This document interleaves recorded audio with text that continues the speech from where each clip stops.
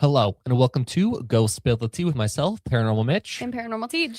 Our episode this week is on dream weaving, which I think is a fascinating topic that I am super excited to talk about. Yeah, we have had some experience with this, and it always surprises me how it works out. Yeah, So and I'm excited to talk about that. we have some really amazing stories as well. Mm-hmm. Some viewer submitted stories. I always are talking about that because I feel like personal stories I think mean so much, and we have some amazing viewers, and I think their stories are super cool. Yeah, I've been having a really fun time incorporating all these viewer submitted stories lately. It's been great. So thank you guys for Yes, submitting of them. course. You guys are always submitting questions for our spirits, submitting stories. It's just been awesome. So thank you guys for that. Yeah, I really think dream weaving is just a really unique way for spirits to communicate. Mm-hmm. But I think let's kind of get into it. Yeah. Taylor, why don't you kind of give us a background, a basic understanding of what is dream weaving and things like that? Yeah. So on a very basic level, Very basic. what dream weaving is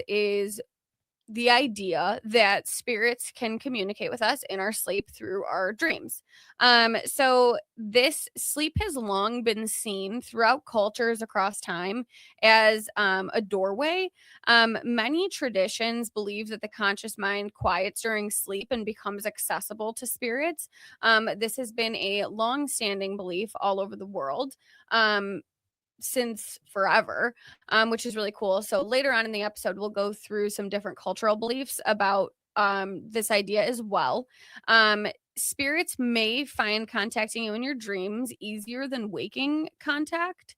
There are a lot of reasons why this may be. One of the primary theories that goes around is that we're just simply more accessible. We don't have our wall up, our guard is completely down, we're vulnerable, our mind is accessible, and it makes it a lot easier to access us. So for me personally, like, I don't get telepathy at all.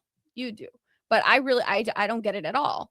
Every once in a while I've gotten it a handful of times. But it's just not a skill of mine. But I get dreams all the time.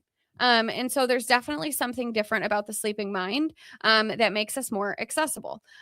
So dream weaving is the belief that spirits may intentionally shape our dreams, communicate through symbolism within dreams. Sometimes it's not symbolic at all. Sometimes it's like a direct, image of something. They may transmit their emotions and create visualizations for you, whatever those may be. The reason it's called dream weaving, that phrase, is because the idea is that symbols become threads to paint a bigger picture. Emotion becomes the color in the dreams, and meaning becomes the pattern that is revealed over time. So that is the basic concept of dream weaving that we are going to be working off today in this episode. So Mitchell, you're up. I am up. You are okay, up. I am up. So now that we have a basic understanding of kind of what dream moving is, let's talk about some basic types of spirit dreams. Now, these have a little bit of overlap with each other, obviously, but we're gonna go over some basics. So first, and probably the most common, is visitation dreams. Now, this is exactly what it sounds like. This is when a spirit kind of quite literally visits you in a dream, right? So some common traits of these dreams is they're unusually vivid. There's a very peaceful, comfortable atmosphere. The spirit appeals healthy or younger sometimes, and there's a lot of comfort that remains, especially after waking. This is a really interesting way to get direct communication, which you very rarely get with spirits. I think it's a really unique way that can happen. So some examples may be like a loved one saying goodbye, a pet returning that is no longer with you, or an ancestor offering reassurance.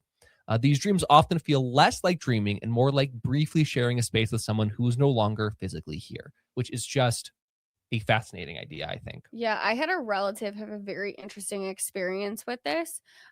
When her grandma, my great grandma, was passing away, the night she passed away, like almost down to the minute, she got a dream of her.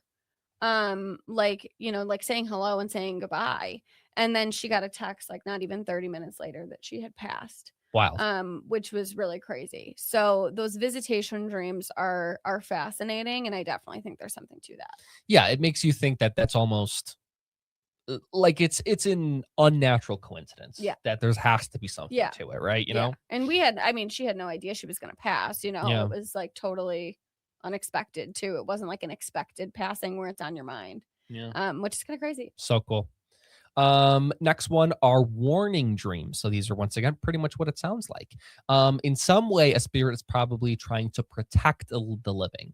So they may do things like warn of danger, signal illness, reveal dishonesty amongst someone, or encourage someone to avoid a certain decision. Some examples may be hearing things like "don't go," seeing a collapsing bridge, repeated dreams of storms or some other violent event, or a loved one urgently trying to get your attention. These dreams can feel urgent, as though the spirit is knocking on the door of the subconscious before something happens.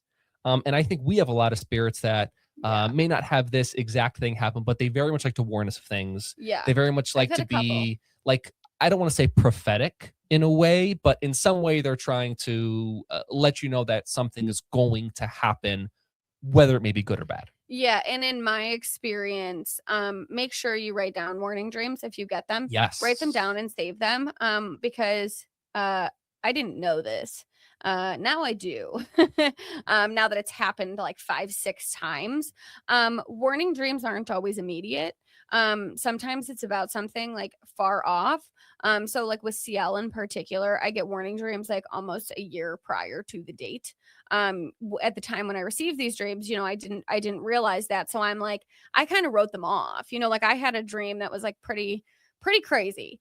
And I thought nothing of it because I was like, that's not happening. Like maybe it's my mind playing tricks on me. Not even a year later, it happened. So Yeah. definitely write those down, save them, because they may mean something to you later on, and you may wish that you had all of that information. Yeah. We talk about that a little bit more Yeah. later on. Yeah. Next one are dreams of symbolism. So once again, these are exactly what it sounds like.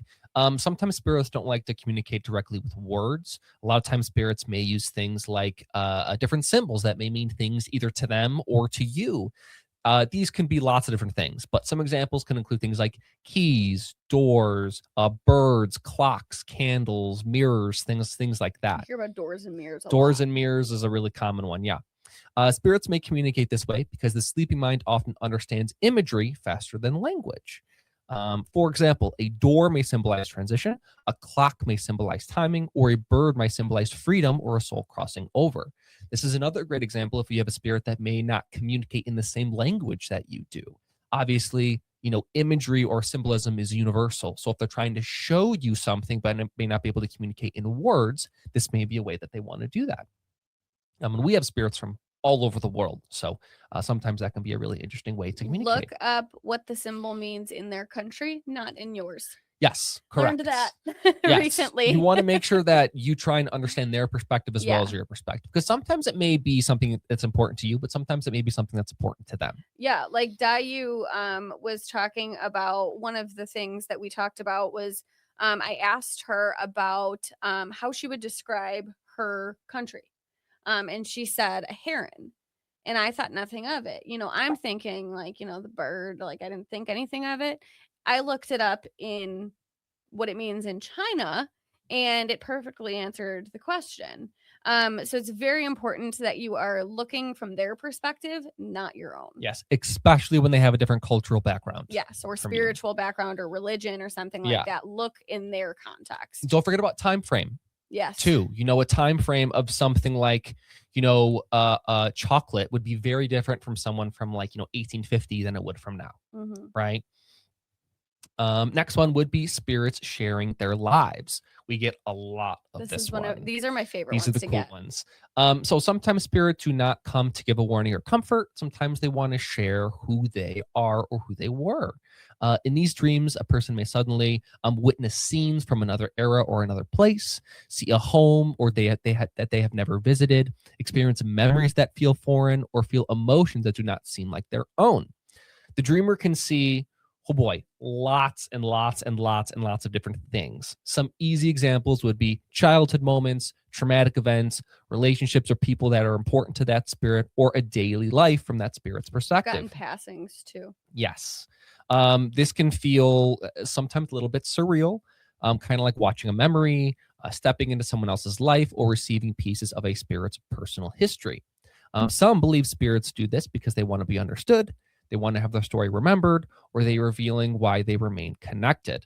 I think it really is a good way for them to try and show who they are or something that's important to them, right? Like Yeah. I know Stefania really likes to show the Italian countryside. Yeah. Because I think that's a really good, thing that was very, very important to her. And I Mhm. think that she's, showing us a little piece of herself in Mhm. that sense. That can be a very, important emotional way to connect with a spirit. Yeah, I think one important thing to note too is every spirit shares their experiences in a little bit of a different way from some of the dreams I've had. So when I'm getting an experience based dream, I've had it happen like kind of like one of three ways. So I have had it be where I am them, and it's like I am in their experience, like experiencing it in their shoes, which is very interesting. I had that with Lana. It was like I was her. But and I knew I was her and not me, but it was very interesting. With Mia, I got a dream about her and I was like almost like a fly on the wall. It was as if like I wasn't in the room. Like I was in the room watching the scene play out, but like they didn't know that I was there kind of thing. So it was like I was watching Mia with her parents and she was having this experience and I was in the room, but like nobody seemed to notice me at all. Which I thought that was interesting. And so I could see what she looked like and everything like that. Lana, I couldn't because I was her.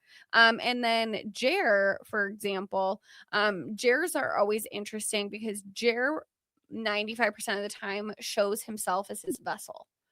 Not what he looked like, because he's not super thrilled with how he looked. And so he will show up as just it's Jer Bear, Hmm. So kind of being able to interpret your dreams and understand like am I in somebody's shoes, am I watching, what is my perspective on the dream, I think is important. I've had other dreams where it's like I'm actually interacting with them, and if you're not sure and you do, this is where the nice part about communication with your haunted dolls comes in. You can always ask like, what was I seeing, what was that? Like, can you give me a little bit more context? But things to be aware of when you're interpreting those. Absolutely. Okay.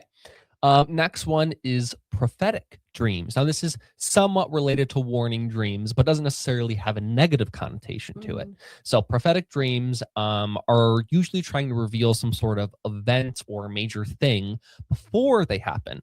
So, this can include a warning sign, but can also include things like future conversations, major life changes, or symbolic previews of upcoming events. So, some examples of this can be a phone call before it happens, seeing a place before visiting it, dreaming of a person before meeting them, or receiving details later confirmed while during your life. There's definitely some spiritual traditions that are aligned with this, as spirits can sometimes see beyond our sense of time and offer glimpses of what is approaching. These dreams can come as direct visions, symbols, repeated dream sequences, or strong emotional impressions. The unsettling part is often not the dream itself, but realizing later that the dream was accurate. Yeah. For sure. Yeah. Ebony told me that my friend was pregnant like a month before it happened. And I was like, when she texted me, she's like, "Oh, yeah, I need to talk to you." I was like, "Yeah, I know. I know." I know. I know. I Like, heard it a month ago. Ebony, Ebony clocked you. Um, Next one is teaching dreams. So this is exactly what it sounds like. A lot of our spirits, especially, very much like to act as teachers or some Mhm. sort of guide. Mhm. So they may explain spiritual concepts, offer advice, answer questions, or help guide personal growth. Listeners may dream of sitting in a classroom, receiving instructions, hearing phrases, or learning things they did not consciously know. These dreams can often leave the dreamer with clarity, peace, insight, or a sense of purpose. The last thing we're going to talk about is shared dreams. So, this one is super wild. So, that's when multiple people report a same spirit dream or same kind of theme during a dream. So, some examples may be siblings dreaming of the same deceased relative, couples seeing the same figure, or family members receiving identical messages. These cases are often viewed as some of the strongest evidence that dream contact may be more than imagination. Now, once again, a lot of these overlap in some ways. So it's not as important to kind of look at the specific category that it is, but try and figure out as much detail, as much information as you can. And then we talk a little bit about like, dream journals and stuff in a bit, but really trying to understand their perspective of what's going on, your perspective of what's going on, and just gathering as much information as possible. Yeah, shared dreams are really interesting, and I had never experienced this before, when I was researching this, and then it happened this week. I actually didn't get the dream, but I had, like, 7 or 8 of my friends reach out, all reporting either the same dream, similar dream, or same theme dream about the same exact thing, which was really, really interesting. And I like didn't know what to make of that. And then I was like, oh, well, that must be what this is. It's a shared dream. Yeah, I think that concept is really, really Yeah. interesting. I actually had someone when I was younger who I was friends with, who multiple people had the same dream about them, and it was about a tragic event that they were involved in Yeah. that never ended up happening, but like 10 different people had the same dream about It's them. bizarre. It's It's super so crazy. bizarre. I like didn't know what to make of it. And like I was getting all these random messages like, hey, I had a weird dream. What do you think about this? And I'm like, wait, I just heard this. Yeah, this is also something that we talked about. I don't know if we talked about this on the podcast, but especially when doing things like telepathy or other sorts of communication, even if something seems really, really weird or bizarre, it's very important to try and be honest with the person Yeah. and give the details as it were. Yeah. Right. So if you have a dream about someone, and it's a friend that you're very comfortable with and it's something you think is appropriate, like, sure, have a conversation with Yeah. them because you have no idea. They may have had the same thing from 3 different people. Yep. And it may be weird, but sometimes it's like, oh no, this is like super legit. This Sometimes the makes sense. weird is what makes it make more sense and be more able to be identified. Yeah, which is crazy. Because we all have our weird things, and some spirits have their weird things too that they show you and tell you about. And you're like, oh, okay, but like it means something to them. And so Absolutely. it may be weird to you, but to them, it's not weird. So take it. There you go. Take it. All right. So this is a question I get a lot when I talk about the dreams I've had, which is how do you tell a spirit dream from a regular Mm. dream? And the honest truth of this is that sometimes it's really hard. For me personally, I sleep like a damn rock. Yeah. Sleeping is my favorite pastime. Sleep is my religion. I don't dream. Yeah, but you are skilled at sleeping. I am. But, like in my entire life, I never got dreams. And I'm sure I did, but I didn't remember them. Like I'm just knocked out. And so I never remembered my dreams. I didn't have nightmares. I didn't have good dreams. I didn't have anything that I remembered until I got haunted dolls. And then I'm having these like wild dreams. So the one big thing for me, I hear this a lot, is the difference in clarity of the dream. So they are much sharper than normal dreams. They can feel extremely real, like you really think you're there. They may have brighter colors, they may have very distinct voices, very distinct conversations. One thing for me that I notice is I get a lot of physical signs when I have a spirit dream, whether it be I wake up sweating or I'm like coughing, or like I have like almost like I lived the experience for real. I will have like physical signs when I wake up. The other thing I notice is I tend to get these dreams right as I'm about to wake up, almost as if it's like, so I do remember it. It's like I have the dream and then my alarm goes off and I'm like, all right, there you go. But they're very, very, very clear. Emotional residue, a lot of times they'll stay with you all day. You will remember them more clearly than like other passive dreams where it's like it's kind of gone in the 2 minutes after you wake up. Like these ones kind of stick. And some of the spirit dreams I've had, like I could describe them in grave detail as if they just happened still. A lot of them come with like a deep comfort or even like a strong urgency. In the case of like warning dreams, is like it feels like I have to understand this, I have to know what this is about. Like there is an importance to this. You can feel that. Yeah, this is definitely a thing where don't ignore what you're feeling with these No, kinds of don't. things. Really try and acknowledge it and, trust your gut on these kinds of things. Every single time I've said, oh, that must be nothing, it was something. Mhm. Every single time. I just ignored it. So now I don't ignore any of them. Because it may not be relevant now, but it will become relevant chances are. Coherent. So unlike ordinary dreams, the scenes can feel very intentional. The conversations make sense. The spirit's behavior may feel natural. And something in my experience is sometimes you can consciously interact within the dream. So like I can choose what I want to say. Like I'm not like watching a movie play out. It's like I'm thinking and I'm responding and I'm like having that experience. And that is something that always stands out about these. Some people report like warmth. You may smell something. So like you wake up smelling something. One thing I had that was weird. I got a dream from Zarya and I was in like a foggy forest and I woke up and I was still seeing fog in the room. Things like that. Some people also report like feeling a sense of like pressure on whether it be like on their head or the bed, something like that. I've never experienced that, but that is something people report. So you're up. I'm up next. Yes, you are. Okay. So, next thing is, why do spirits use dreams? Now, this is our best idea. Obviously, we don't have a super specific answer because the spirits These are know more than we do. Theories. Theories. Theorists. They're theorists. And sometimes the spirits may not They're even know. theories. But these are kind of the common threads that we have discovered. So spirits may choose dreams because, number one, stuff we kind of already talked about, the mind is probably quieter during this time. During sleep, you have a lower sense of fear, you don't have as much skepticism, and your spiritual awareness is greater. Number two, dreams feel gentler than real life. Dream contact can feel less frightening than waking encounters. Imagine if you were just, walking about your day and then you just saw, a spirit of yours that you don't normally see just pop up in your living room and try to talk to you. That may be a little unsettling, right? Been there, done that. But if you're in a dream, you're see an animal sitting on your kitchen table and you yes. run. I feel like your body and your brain have a way to be a little bit calmer and a much better sense of, what's going on, which is great. Number three is there are some significant energy shifts during sleep.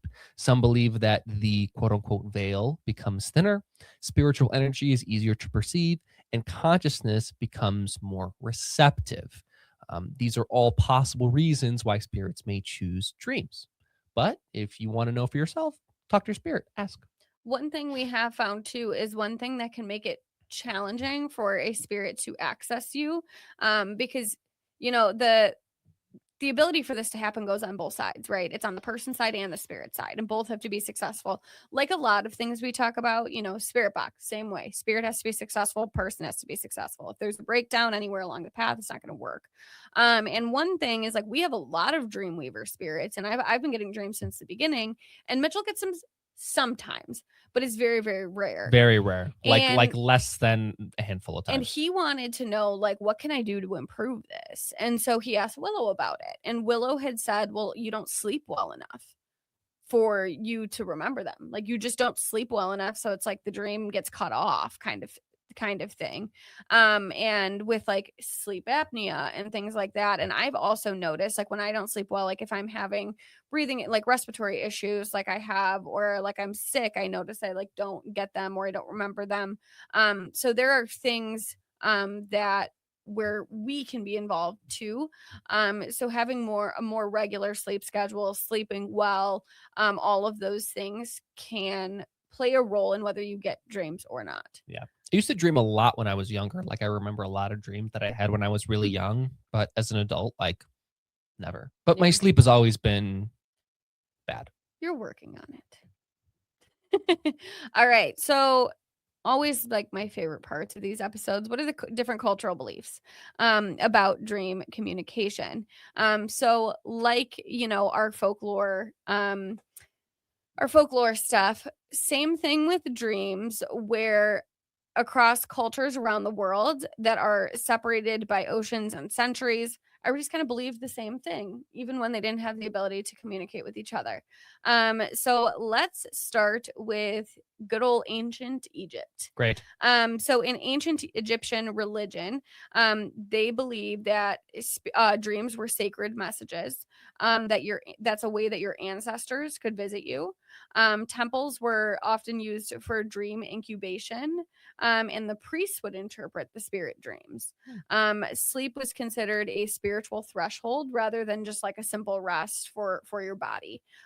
There was spirituality in sleep itself. So in ancient Greek traditions, the dead could appear in dreams. Dreams could contain prophecy, which we talked about.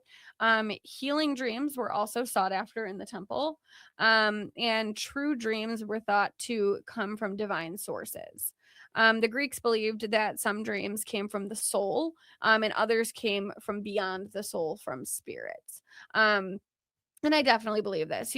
This isn't to say either in this episode, and we probably should have said this before, but I'll say it now. Not every dream you get is from a spirit, right? Oh, yeah. Not every single dream. I mean, our brains also like just do wonky stuff.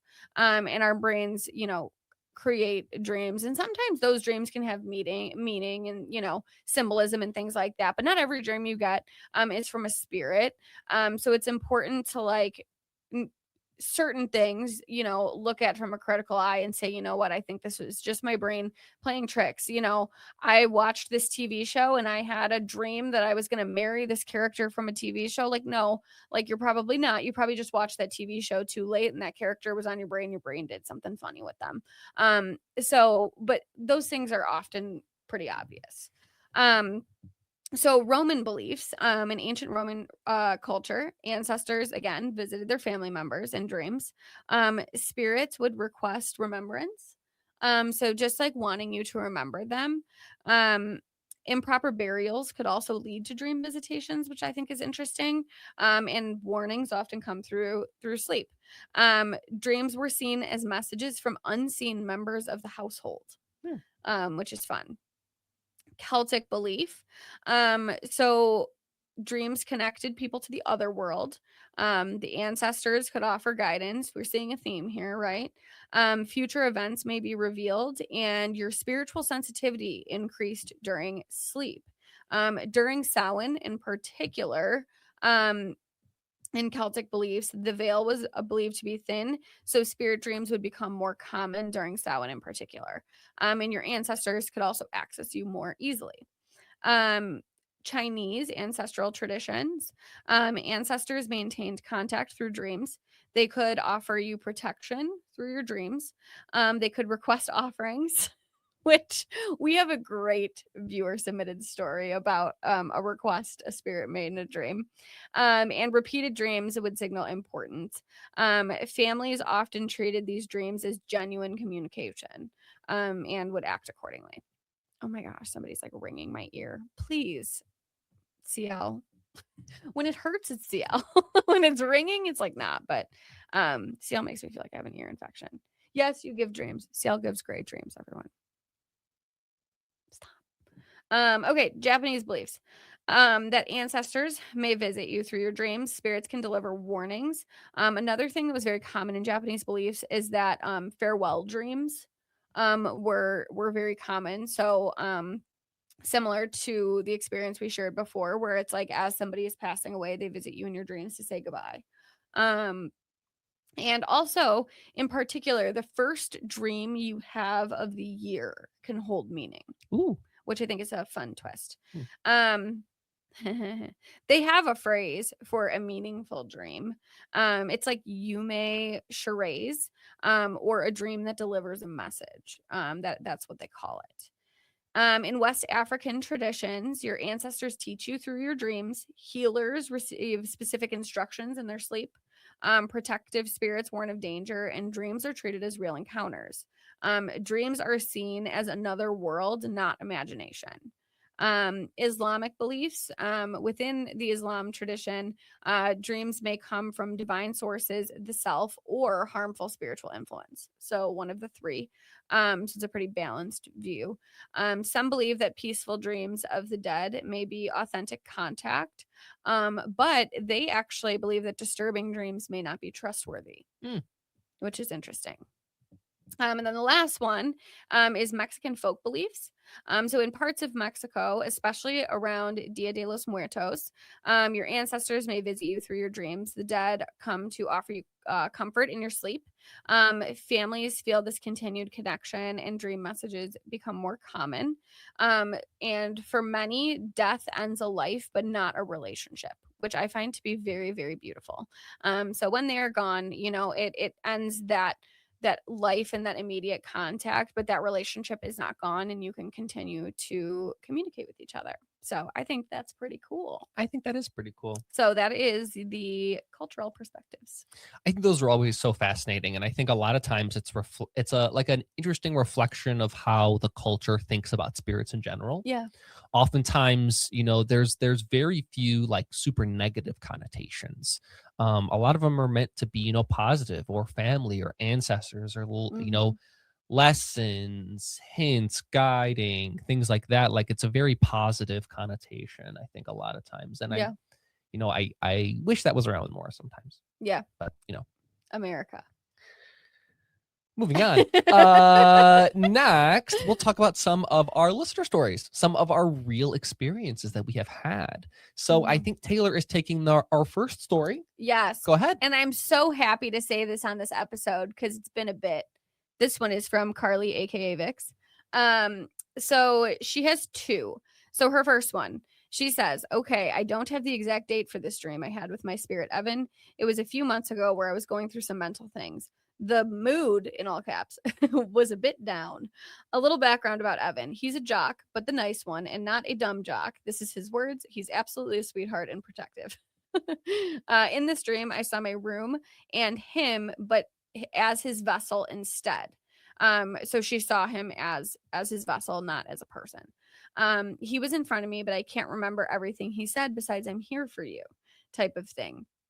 Neither could have said "we too" for all the other spirits in our family. He placed his hand onto my shoulder, and the feeling I had at the time was just like an "I got you" type of feeling, and it made me feel a bit better. So I told him I appreciated it after I woke up. So this is a really good example of just like a spirit reaching out to show you that they're there, and they're noticing what you're going through and care about you, which I think those are so beautiful. Very sweet. Yeah. This may be one of my favorite dreams I've ever heard. The next dream I have is a bit bizarre. It was around October 25th or 26th. I wrote it down in my notes app when I had it. It was about a haunted doll. I don't remember the exact vessel, but it wasn't any of mine, and it was a male. They were above my bed on a shelf, but in reality, I have a window above my bed. This spirit did not like my sister, which is given because of how she acts. He was throwing little paper balls at her in a straw. I thought it was hilarious, but I'm also like, hey, you can't do that, since we have to be semi-respectful kind of thing. I walk out of my room with my sister since she was in the doorway afterwards. I came back into my room and he turned to me. I then told him that he could not do that and something else I can't remember at the time. I asked if he knew a certain spirit, which was random to even ask. Interestingly, the spirit that this spirit knew is Giles, who lives here, which is kind of bizarre. So we're gonna have to. I'm gonna have to do some investigating into that. Giles may have more information on who this spirit is that reached out to Carly. I found out he was in the range of teen, probably 19, and he was a young adult wizard. I never got his name. He dropped down on my bed from the shelf, practically flopped on my bed like he owned it, and he threw me off with saying, "You want to make an Etsy shop, right?" um, like, how does he even know that? But I do want to make an Etsy shop with various different things for divination and spell stuff. So that took us down a small rabbit hole that somehow I can't remember all of, but I can just assume I was talking about what I should do. LOL. He then told me that he wanted to do this Etsy shop with me, and he only wants 1% of it. Meanwhile, I'm just like, brother, who are you? He insisted that he just wants to help do readings because it'll be fun. So this spirit, who Carly doesn't even know, showed up and it's like, I'd like 1% of this. I want to business. cut. I want to cut. I want to cut. So it's a cash grab. It's a wizard. It's a whole thing. And we need to find who gave that dream. So, yeah, fun one. There you go. This next story is from Ray. So, Kenna likes to come into dreams to express her interests and requests. My most memorable dream with her was about a night with a tornado. It was whirling in the background while Taylor was outside skateboarding at a makeshift skate park, and I was inside trying to figure out what to do to keep her vessel safe. During this chaos, everything flew from her shelf and Clorox wipes appeared. Clear as day, I heard, "Clean." I then woke up. When we spoke with her about the dream, we had a conversation on our plan to keep her vessel safe during extreme weather. I asked about Taylor on the skateboard, and she insists that it was a fun hobby that Taylor needs to learn. I still need to learn how to skateboard for Kenna because that is like so There you go. iconic. Pretty. And I'm not sure why she just decided I was a skateboarder, but Hey, you know she's what? giving me a lot more credit than she should because I'm very uncoordinated. So Kenna, I appreciate you, but girl, I'm gonna Hey, fall. you could skateboard. You could do it. I did when I was young, actually. Yeah, there you go. Regarding the Clorox wipes, the day before I noticed her shelf needed dusting, but did not have the time to do it. She confirmed that she wanted her shelf cleaned and that she doesn't like when it gets dusty. We now have alarms in our phone to clean it every week and check it towards the end of the week in case it gets dusty fast. She likes her vessel next to the window, which is open a lot, so we keep an eye on it and close it if anyone's doing yard work that may blow in on her. I am not the only one who has received a dream from Kenna. My dad, who has never met her but asks about her, often receives dreams where she shows him around an abandoned building and just walks with him, holding his hand. How nice. He did not give me an interpretation of his dreams, just the details. What is interesting is in the dream, she appears how she looked before her passing. She introduced herself to him, and we confirmed later that his description did match her appearance. Our newest vessel, Tommy, is known to give dreams as well, and I look forward to seeing how they differ in their little dream hops. So there you go. And Kenna's Taylor got some epic dreams. Kenna's got some sweet dreams coming in hot. Maybe Kenna needs like a duster or something as an offering. Can clean her own shelf. Hey, there you go. There you go. All right, Taylor, you're up. Oh, I'm sharing my own dream. Mhm. Okay, so I've gotten a lot of dreams, and a lot of those I have talked about in previous episodes. So I'm going to talk about one that I don't think I've ever shared on the podcast. So very, very early on, our sweet Jeremiah, friend over here with the teddy bear vessel, Jeremiah had some behavioral stuff when he got here. And no fault of his own, very much rooted in his trauma, but we had to work through it. And I was having we were having a lot of like upset behavior, like 6-year-old having a meltdown behavior, stuff getting thrown or a door getting slammed, things like that. I had like a cup get like chucked from a table over here, like all the way hit the closet. Just some stuff like that, blocking text messages that I was trying to send to certain people that he saw as a threat. Just a lot of just like trying to control what he could. And I didn't understand why. I did not understand why. He was having a hard time describing it. And so I told him, I said, Jer, I really want to understand why you're doing this so I can help you. I know it's because you're upset. I don't want you to be upset. Please show me why you're doing this so I can understand. That night, I get this dream. And honestly, I would describe it as more of a nightmare. And I woke up like drenched in sweat. It was pretty upsetting. And it was Jer, and it was like I would say like 4 or 5 different scenes, and it was Jer in different people's houses. There was one where he was with a girl. There was another one where he was in a home with like a woman who had children. And he was in all these different places, and it was him as his vessel, and it was showing him being active. So like him playing with the kids' toys, or him, like messing with the light or something like that. And then the person would get very, very, very upset with him. And then he would get very upset with them, and he would get mad and start like being really reckless with them and like threatening to scratch them and stuff like that. And what all of these scenes ended in, it was the exact same way. It was the person boxing him up and getting rid of him. And so when I woke up, I didn't even think about it. I just knew like instinctually, I was like, this is why Jared's doing what he's doing. He thinks I'm going to get rid of him. And so I talked to him about it. And what it came down to was he was very scared that anything he did was going to end in us rehoming him. And the people he was trying to remove contact with were people that were, asking too many questions about my haunted doll hobby. So he perceived it as, they may say, "Oh, Taylor, get rid of Jer." And he didn't want that. And so because I got that dream, I was able to have a conversation with him, know where he was coming from. And I learned that this is like an abandonment issues thing. And that's why he's acting out, is out of fear. And so I reassured him that any activity he has, we are not going to get rid of him. There's nothing he could do that would make me get rid of him. And Mitchell obviously reassured him as well.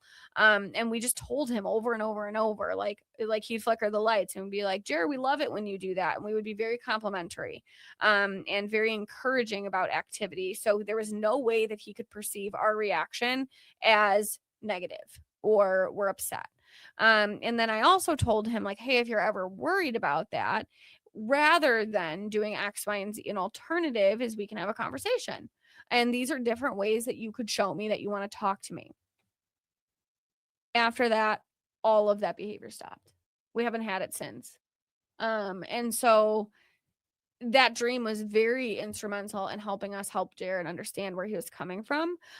So I thought that was a really, really cool one. I think it's also really important to notice that he's a little guy. He's a young guy. So a lot of times when you have, spirits at that young, they may not know how to express their feelings through words or things like that. So this is a really nice opportunity for them to show you either parts of their life or reasons why, or things that they, like, Taylor said, maybe acting a certain way, may want a certain thing or stuff like that. Cause, even, kids as old as like 8 to 10 have a hard time putting their feelings into words. I think everybody has trouble with big that. Feelings, Yeah, and that's not a bad thing. No. But I think this is a reason why, even if something you may perceive as a little bit scary or unsettling, I think that's like, really try and process that and get to the root of it.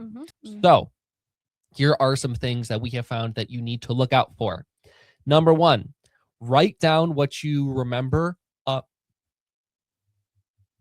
Excuse me, I'm so sorry. Let me start over. Okay. Moving on to our next thing, which is super important, is keeping a dream journal. So we have talked to a lot of different people about this, and through our own research, these are the things that we want to encourage.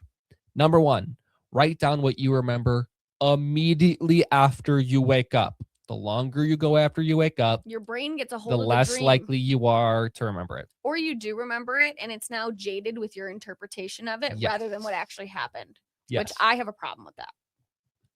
Number 2, any symbols or things that you see as important, write those down. Draw them. Draw them out. Number 3, note or write down any emotions or things you were feeling throughout the dream. Number 4, tracking repetition. So if you're getting a similar dream multiple times, try and connect those. If something is happening, the first of every month or every full moon or things like that, those are good things to keep track of. And kind of next thing, number 5, is documenting dates. Once again, very similar. If there's a date that wasn't important to a spirit, maybe it was the time around where their birthday was, or where an important thing happened in their life, or an important thing that happened in your life, or something like that. Those are important things to keep track of. Dreams fade quickly, so best to do this right when you wake up. Additionally, any other things that work for you. I know in the past I've done like voice notes. For me, that was really effective way to keep things that I remember. But really find a method that works best for you. And keep trying. Don't be discouraged. And soon your brain will start to recognize that dreams are important and you should remember them. Yeah. So that was that. We have a spirit of the week, a special spirit of the week this week, who is a very good dreamweaver herself. So she is going to chat with us about her perspectives on dreams and many other interesting spiritual topics when we get back from this commercial break. So stay tuned, dance, do your thing, and we'll see you in a minute.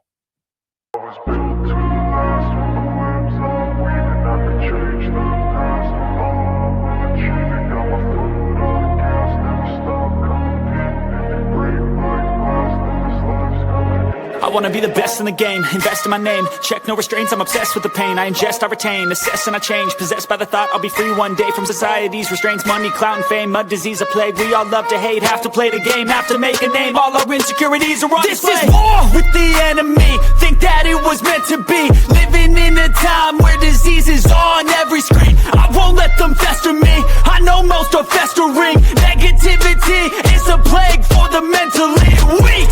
No mercy, all I got is working. Never stop searching, never quench the thirsty. I'm toxic and psychotic, but there's logic, you can't stop it. It's been chronic since I was a boy, so neurotic and chaotic. Built to last with the webs I'm weaving. I could change the past with all I'm achieving. Got my foot on gas, never stop competing. If you break like glass, then this life's gonna eat 'em. Make mistakes real fast, then you learn how to beat 'em. If you take off the cast, you can see all the healing. If the pain's in the past, move on from the grave and put your foot on the gas. Welcome back from our commercial break. We are with our spirit of the week. It is Dayu. Yeah. She is down here. She's very tall. She's very tall. She's actually on the ground right now. Yeah, if I was holding her, she'd be like way over my head. So she's here. Yes. But Taylor, why don't you tell us a little bit about Dayu? And we've talked a little bit about her story of how she got here, but Yeah. give us a 2-second version. Yeah. And if you are interested in Dayu, her full story will be in the description down below. So Dayu is incredible. We talked about kind of our weird way of getting Dayu a couple episodes ago. But she is very different from, I would say, any of our spirits. She is from probably like 200 years ago. She was from China. Her dad practiced herbalism. He was a medicine man, and he did a lot of healing practices with Chinese medicine. She passed when she was 14 from an illness, but very, very smart girl, and she learned so much from her dad about Chinese medicine and is very, very passionate about it and helping people as a result. She is very much a watcher. She's very quiet, very observant. She's always paying attention to what's going on. And she notices things about us that we don't even notice about ourselves sometimes. And it's very interesting. She will pick up like a very subtle shifts in your energy. I remember one time you had a medication change, and she was talking to Mitch, and she was like, there's something different about you. You know, your makeup is not the same. And so she picks up on those things, and she's very perceptive about what's going on in people's bodies and what they need. And she loves to give advice on that. Dayu, I would say, has been one of the most changed and improved spirits in our house. She, being from as long ago as she is, technology was very foreign to her. And I don't mean technology in terms of social media. I mean in terms of like the cars driving by outside made her nervous. Electricity is very weird to her, and things like that. And so for a long time, she was very much just like kind of like watching and trying to figure things out. And I would say in the last like 2-3 months or so, we're seeing a lot more of Dayu. She's been here for about a year. And she was very quiet with us. We had to talk in very quiet voices with her and things like that, but she's coming out of her shell more. She's talking more. She's starting to see kind of like the benefits of technology. One thing she's been really loving doing lately is our questions of the day that we're doing. She gets very excited. I always ask them, do you want to do this? I don't just like sign them up. And she always wants to, and that's something that's very new for her. And I think she's starting to see how she can reach more people, and she can help people by doing that. So that's been really cool. She's been really enjoying giving advice and is very proud of herself for that.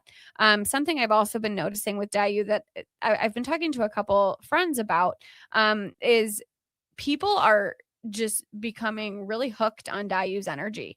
And we are on live streams, and the mods are having to like manage the comments because we're getting like, just like, tell me about Dayu, tell me about Dayu, tell me about Dayu. I love Dayu. I feel like I'm hearing from her. Like, you know, I love her energy. Like everybody's just like on a Dayu craze lately. And what I find very interesting about that is that has started since she started to open up in the last 2 to 3 months.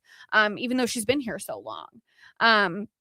It was always Jessica, Jessica, Jessica, and now it's like Dayu, Dayu, Dayu.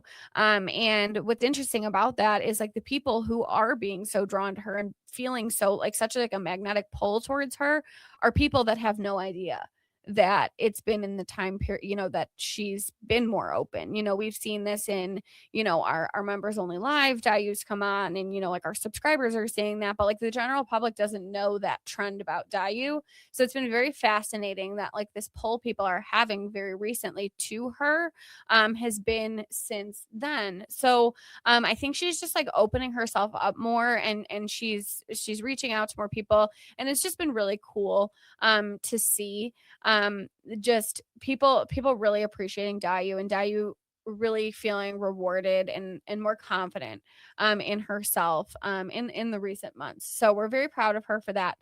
She's incredible. I will preface, Mitchell's going to read off her responses, but I will preface this with Dayu got about 5 times the amount of questions than we have ever received for a Spirit of the Week. We got so many questions from so many people. And if we did every single one of them, because multiple people had multiple questions, if we did every single one, this would be like a 5-hour episode. Because people were just so interested in hearing Dayu's perspective, especially on like health and wellness and herbalism and all of these things that she loves. And so what we are going to be doing, we included as many questions as we possibly could in this episode, but we saved all of the other ones. And for our members, we are going to be doing a members only video that is like a Dayu special where she can go through all of the other ones in whatever time frame she needs to finish them all. And she was really excited about that. So do know that if you submitted a question, you do not hear it in this episode. That is why we usually do all of the questions. But this was a very unusual case where y'all love Dayu. So thank you to everybody who submitted. And we will be, Dayu's going to have, it's almost like her own little class from all of the questions she got. So that's super fun. Great. So let's get into the questions. So as a reminder of how this works, we do a spirit box session with the spirit. We ask them the questions that you guys submitted. I write down Dayu's answers word for word. I try not to change anything from what she said. So I said, Dayu, are you ready for your Spirit of the Week interview? And she said, I am. She was very excited. Very excited. First question was from Jenny. Hi, Dayu. I'd love to start drinking tea. Are there any herbs you recommend to add to tea to help anxiety or calm the mind? And Dayu said, I prefer lavender the most to help nerves. There you go.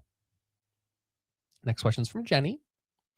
What is some advice people in this time period need to learn and respect from previous time periods? And Dayu said, there is nothing wrong with silence. There you go. Yeah. She ain't wrong. For a long time, I worried about Dayu because she was so quiet. And I thought like something was wrong. And she would always tell me nothing was wrong. Yeah, she's very introspective. Yeah. She would always say like, no, nothing's wrong. I'm just watching. And so we can learn a lot about that from Dayu. Something me and Dayu have in common. Yeah. Next question is also from Jenny.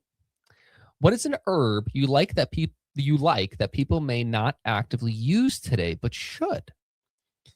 And Dayu said, processed crow dipper for phlegm and breathing. Stomach too. Don't take by itself. Toxic.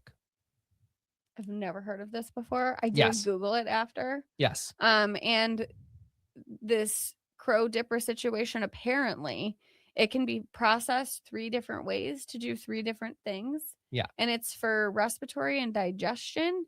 So I there have you go. respiratory issues, so I'm gonna look into that. You should. But yeah, Make sure you use it appropriately. yeah, because it is toxic. It by is itself. toxic.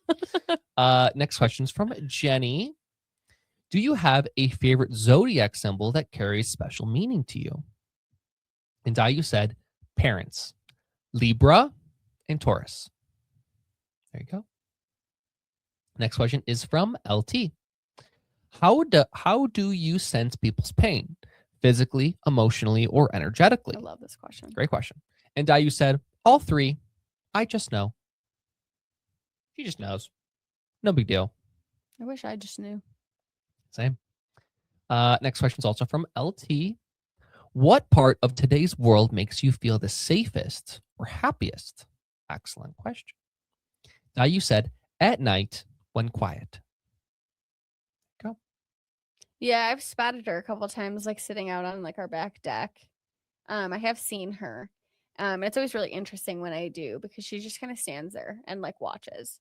The first time I saw her, I was like, "Who is that?" Like, standing at like the bottom of the stairs, just like kind of like watching me from down there, and I was like, "Who in the world is that?" And I figured out it was Dayu, and I was like, "Interesting." And then I see her on the deck sometimes. She just like sits there, like she's very stoic and very interesting. Mhm. I love her.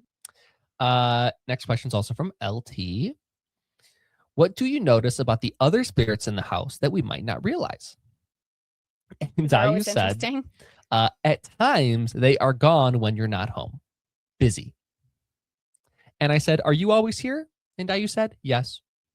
Busy showing up at my friend's house is causing problems, Yeah. Terry. Busy causing problems.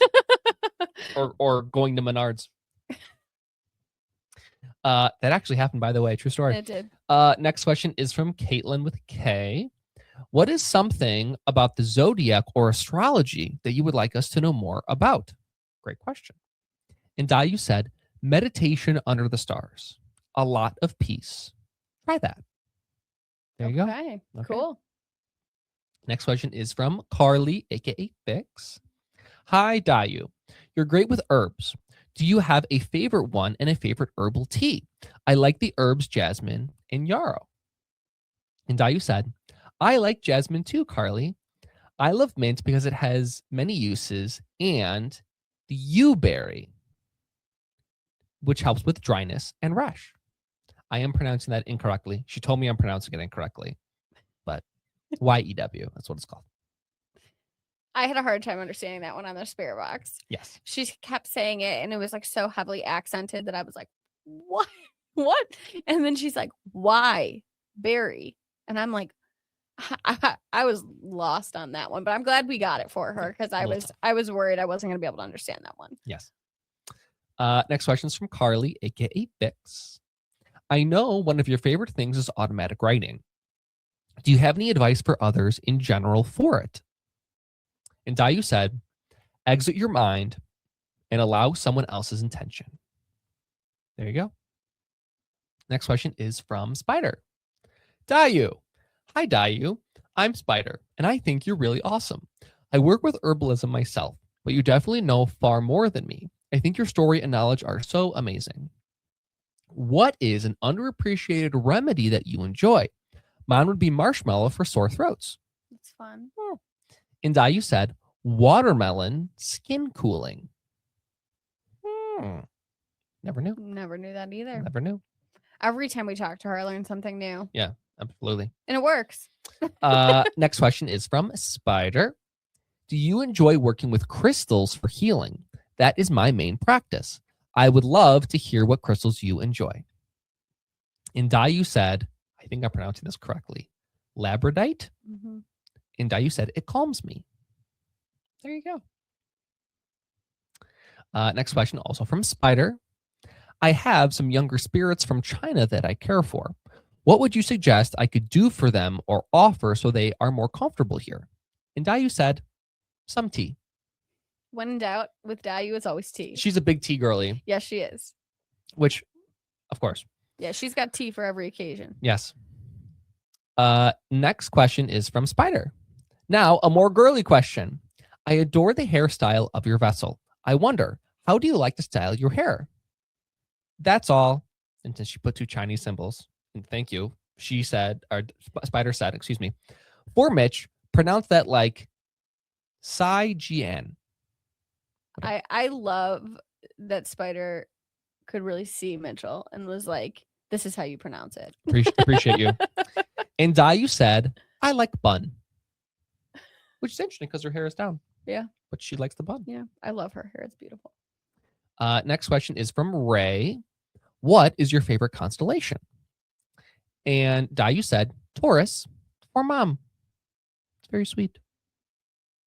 Next question is also from Ray. What is one of your favorite things about Chinese medicine? And Dayu said, you don't change your body. There you go. That's very interesting. Next question is from Ray. What is your favorite way to show someone you care about them? And Dayu said, respect and support, which is the most Dayu answer I've ever heard. She is always very respectful. And very supportive. Yes. Yes. Last question is from Ray, or excuse me, last of Ray's questions. What is your favorite kind of gift or offering? And Dayu said, I don't ask for it. That's true. I always am like, what can I give you? No, she will not tell me. But we know when in doubt, But we still spoil her. yes. Anyway. But Dayu loves her tea. Yes, she does. Loves her tea. Yes, she does. And like any type of anything from China means a lot to her. Yes. So we tried to do cultural offerings for her. Yes. I also one time as well during automatic writing found out that she likes to draw quite a bit.